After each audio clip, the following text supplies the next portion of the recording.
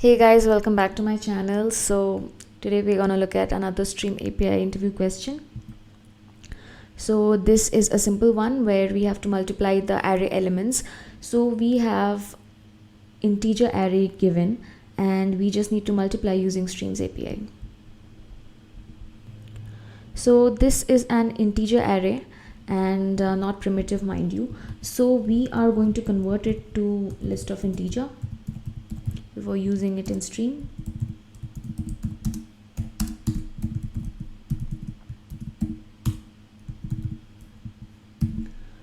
So the array list that we have here is basically a list view, and this is mutable, as in I can change the value of the elements but I cannot change the size, meaning that if I am printing this,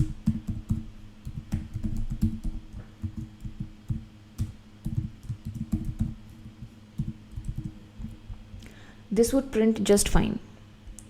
But if I am trying to add something to this, dot add 133, we will have an exception. We will have an unsupported operation exception because we are not allowed to change the list size, because underlying is an array, right, which has a fixed size, as we know in Java. So we cannot add anything, we can't remove anything. We can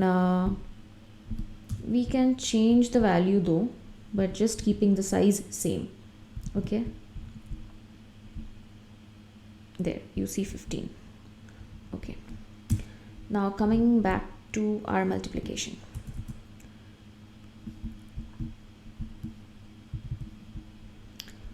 So we have our array list and we will convert it into a stream, and then we will use reduce.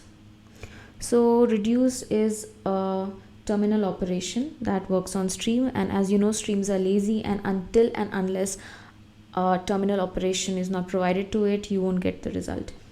So this uses an associative accumulation function and returns an optional. Okay, so we are using reduce, and then we will use a and b. It will just add it. Okay, and this is going to return us with optional integer. Okay, so why we are using optional is that because in applications a stream can give us empty value.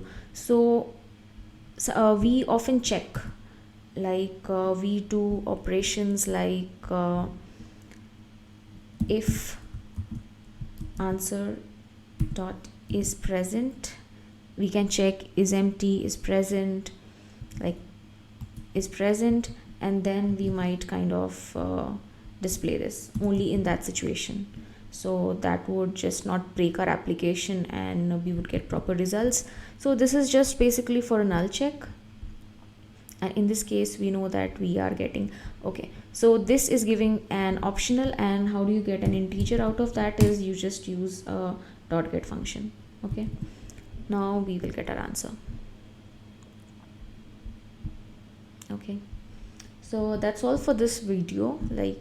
This was a short one, and I thought that discussing certain concepts are important. So that's all, and thank you so much for watching this. Let's catch up in the next video.